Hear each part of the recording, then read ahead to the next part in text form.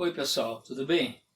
Hoje nós vamos, nesse vídeo, nós vamos comentar aquela frase que é do discurso do Enzo, James Ensor, que diz o seguinte: todas as minhas pinturas vieram não sei de onde, mas principalmente do mar.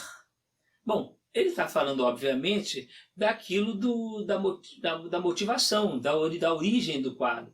A pergunta que nós podemos fazer é o seguinte: como se origina um quadro? Qual o primeiro momento do processo formador? Nós sabemos que o quadro é fruto de um processo, e não das intenções do artista, das projeções dele. O quadro não pode ser previsto. Então, o primeiro momento do processo vai ser o quê? Vamos tentar definir isso aí. A primeira coisa que se coloca por que o pintor pinta. Por que ele está pintando? Obviamente, ele pode ter vontade de pintar, porque ele gosta de pintar. Mas isso um amador qualquer pode pintar por hobby, por distração.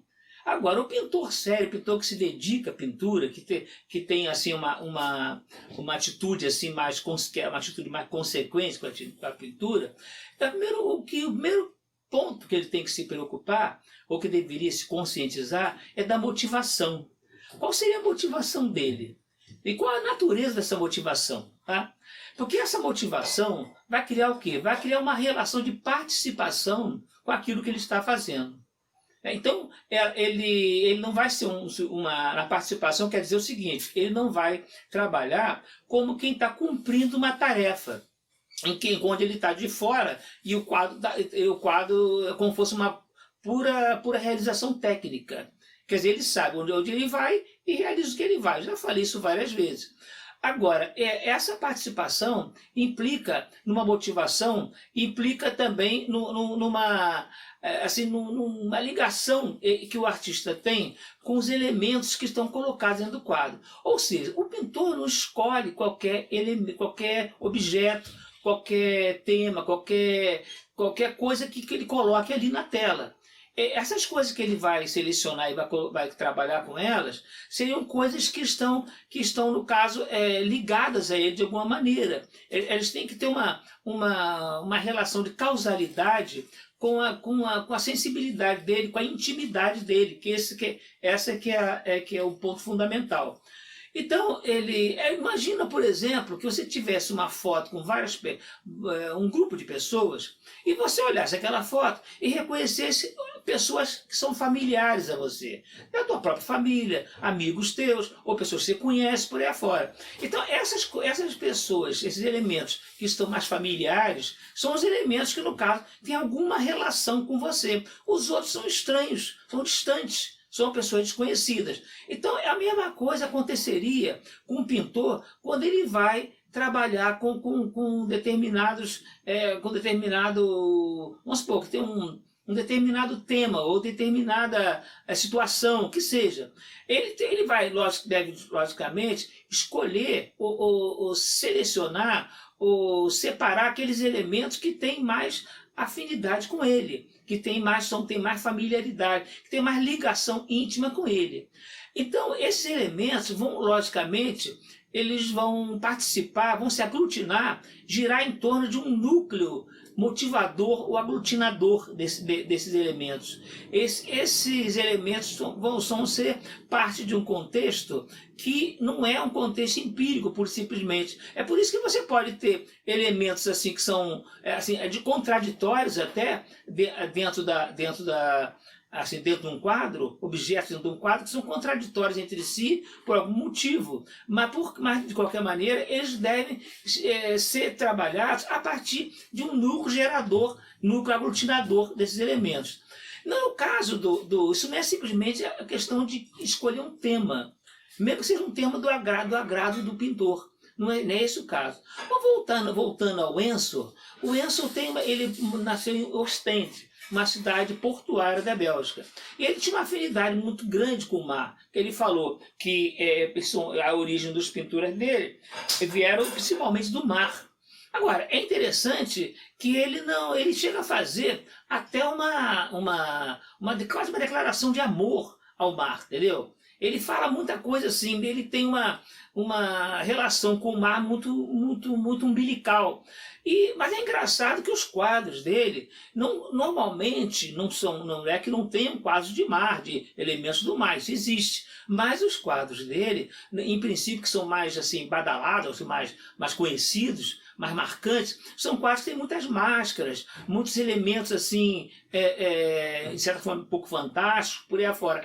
E ele fala, num discurso que ele faz em 1932, na exposição dele, ele falou essa frase que eu disse antes, e disse o seguinte também, ele se refere a essa pintura que vocês estão vendo aí no quadro. Tá? Ele diz o seguinte, fala das máscaras animais dos carnavais de Ostende, caras de vicunha, pássaros disformes com caudas de aves do paraíso, grous de bico azul celeste tagarelando disparates, arquitetos de pés de argila, sabichonas obtusas de crânio bolorento, cheio de terra refratária, vivisseccionistas sem coração, insetos singulares, cascas duras abrigando os bichos moles. Testemunha isso é a entrada de Cristo em Bruxelas, que é esse quadro que vocês estão vendo aí. Ele diz, onde formigam todas as criaturas duras e moles vomitadas pelo mar. Então você observa o seguinte, esse elemento gerador, esse núcleo dele assim, afetivo, imaginário dele, que é o núcleo motivador dele, a relação que ele tem com esse núcleo não quer dizer que ele seja assim, como é que se diz? Simétrico, assim, o mar está ali, o quadro está aqui. Não, a relação pertence ao mundo íntimo do artista. Ele não é uma coisa que você pode ver, você pode observar e constatar, entende? Se pegar um quadro dele que tem tem elementos do mar, como conchas por aí afora, você, obviamente, vai dizer, tá vendo? Ele gosta do mar, porque tem esses elementos aqui. Mas esses outros, que ele ficou mais famoso por eles? Qual é a ligação que tem? Só consultando o mundo íntimo do artista. E a isso ninguém tem acesso. Ninguém tem acesso a isso. Bom, em princípio, todo artista teria que encontrar sua identidade. Mas não uma identidade física, ou de personalidade, ou de traços fisionômicos, mas uma identidade íntima, uma identidade afetiva, de natureza participativa, em que induz vivências. Isso é uma coisa muito do interior do artista. Isso ninguém tem acesso e ninguém pode especular sobre isso. O artista pode falar alguma coisa se quiser, mas de qualquer maneira vai ser sempre uma coisa que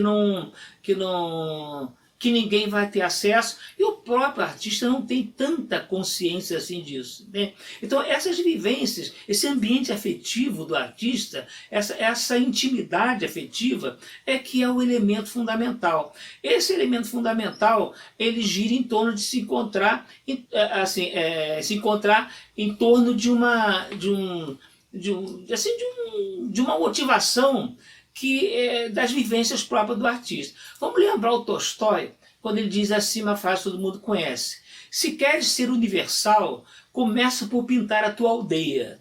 Ou seja, aquilo que está mais próximo de você e aonde você foi criado, onde você teve vivências particulares tuas. Essas vivências, obviamente, não vão aparecer de modo que você possa detectar. Elas aparecem de uma via indireta ali dentro, no quadro. Bom, isso é fundamental, porque nós só podemos funcionar, só podemos ter uma ação participante, nós só podemos atuar no interior das nossas afinidades. Aquilo que representa o nosso estado de ânimo particular, que é específico e intransferível.